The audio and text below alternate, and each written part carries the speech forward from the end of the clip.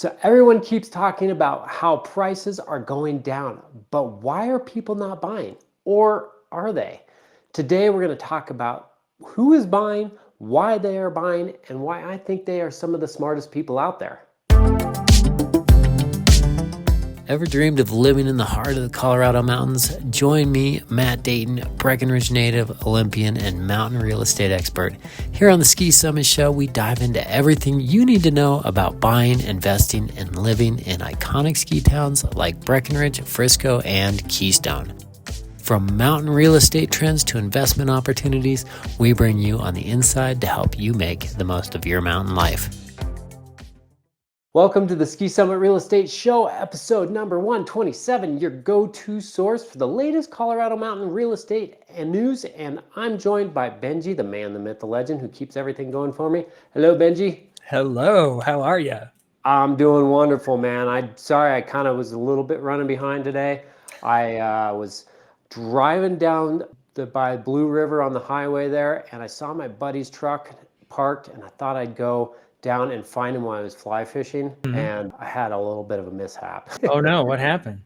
Well, in my head, I pictured myself like sneaking up behind him while he's like tying a fly and just whispering something in his ear like, "How's the fishing?" You know, real nice and low, and probably freak him out a little bit. But I went to go down this 30-foot long bank, and it was kind of muddy because it's been raining and stuff. And since I'm a mountain man, I went anyway. And I slid down the whole thing on my butt, and I was like covered in mud and wandered through the willows, never found them. So anyway, JD, if you're watching, I was looking for you, and I didn't get to scare the crap out of you. That's so funny. But I'm glad you didn't get hurt. It's all right. A little roughed up, but not too bad. Just mostly muddy and wet. So what do we got going on today? The first thing we have is what's happening, and we've got First Fridays coming up next week. Oh yeah. So they have a band called the Main Squeeze. It's going to be out there on 9/5. You ever heard of these guys? No, but you were reading this, and it said that they had been with, I can't find it now. Was it George Clinton and the Parliament Funkadelic. Funkadelic. So right. I'm already sold. Yeah. A little bit of the P-Funk. So P-Funk? I want to check these guys out. Sounds like it could be fun. What else they got going on with that? They just give you tips, like bring your reusable First Friday cup so you get $1 off beer and wine. And then they said they love dogs, but don't bring your dog. But do bring your dog, but don't bring your dog. Don't bring your dog. Yeah, bring your dog. Leave your dog at home. But yeah, I think they're going to have some like face painting stuff, and fun stuff for kids. They've always got the beer. I think there's a local kombucha place that's going to be down there selling some stuff if you like kombucha.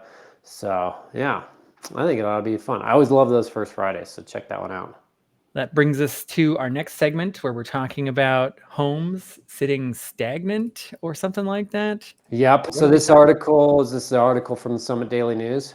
Yeah, it is. Yeah. So Colorado buyers hold the advantage as more homes sit stagnant on the market. That's what the real estate officials say. Who are these real estate officials? So basically what I got out of this article and what we're seeing is inventory across Colorado mountain towns is growing, continues to grow, although we're starting to see that level out a little bit. I actually saw a few days in the MLS where the pending properties going under contract outpaced the new listings coming on. I thought that was going to happen a little bit sooner than now, but where this gives opportunity for greater selection and negotiation leverage for buyers. So homes are taking longer to sell. Average days on market rose about 53 days, 15% higher than last year. The Western Slope regions, which would include Grand County, Routt County, Summit, Park, growing number of kind of older properties that maybe aren't priced where they should be. A lot of people, like historically, we look at the comps, what's sold and how much it's sold for, and you base your prices on that. As we came out of COVID, you did that and you put yours higher than the last one. Not able to really do that right now. So people are having to really think about where they're going to price their property, and they might even have to get more aggressive than what the last one sold for. So that's what we're seeing on the Western Slope. Sales rose about 9% month over month, but prices generally holding pretty steady, even increasing in some cases in Summit County, just depending on the area and the property. We've also seen some areas that have gone down considerably as well. So that's kind of this article in a nutshell. All right. Well, why don't we go to the market in a minute and you can show us exactly what you're talking about. There he is, the man. Yep. Powell is talking about cutting rates. So this is what we're seeing right now in our market over the past couple weeks is we've seen actually an uptick in the number of high-end sales. So that kind of is changing things a little bit here. So on Friday, Powell hinted that we could see interest rates cut as soon as September. So that's a big deal for real estate because while the Fed doesn't directly set mortgage rates, its policies and decisions influence them. Right now, 30-year mortgage rates are sitting around 6.6, the lowest we've seen this year, but still much higher than we've seen a few years ago. So what does this mean? Well, the thing that we're seeing right now is we saw about, I think over the past 14 days, somewhere around 25, 26 properties in our MLS go under contract for over that were listed for over $5 million. Wow. So I've got to think that a lot of these people that have that kind of money might actually know something more than me or a lot of the rest of us. So they've got a little bit of an inside track. Historically, when we've seen that kind of activity in the high-end market, that's the leading edge, and we see the rest of the market follow. So if we see these interest rates drop, we have the highest pent-up demand, I keep saying this, that we've seen in a long, long time, possibly ever, and a lot of that's going to come back into the market. So if you're a buyer and you're waiting for those interest rates to come back down to a comfortable level, say 6%, well, you're waiting along with everybody else. So you're going to be duking it out like we saw 2022 with everybody else that's coming back into the market. Yep. So my suggestion is get ahead of that. They always say, marry the house, date the mortgage rate. You can refi, but I would get ahead of that and take advantage of motivated opportunities. I don't want to say take advantage of motivated sellers. Nobody wants to take advantage of anybody, but take advantage of the opportunities with motivated sellers that are willing to sell for a discount. All right. Are you ready for our listing of the week? Yeah, what do we got for the listing of the week?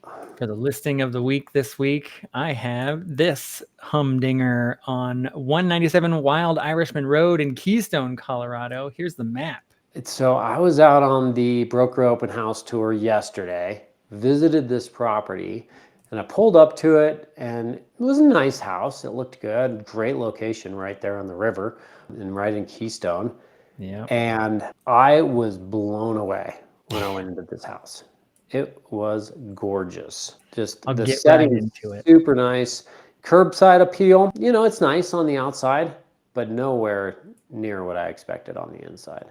So there's the Snake River right out the back. It's got this deck going out there, which is gorgeous. That is too cool. Just the location alone. We aren't even in the house yet. No, the location is awesome. So the outside, it's like a little path down there. Yeah. Isn't that cool? There it is. There it is. So just beautiful home. Very classic, traditional style home. So a lot of folks are looking for that modern, mountain modern. It's not that. It's just a timeless piece. 4,700 square feet, so it's pretty big. It's really big. 4,700 square feet is like 3-4 homes here in Arizona. And these pictures just like, they actually don't do the justice of the feel when you get in there. It's just like this really cool, classic feel. Everything is just dialed top notch. Nothing. They did a really good job putting this together. They really did. All those walls there, those aspen trees, it's like textured, three-dimensional, really And there's cool. lighting on it too, so it casts shadows. Yeah. You got all that lighting. Just beautiful. It's the difference, like the really good designer on this one. Yeah. Really makes a difference. Usually you just see somebody color a wall. These guys have got floors, textured walls, wallpapered.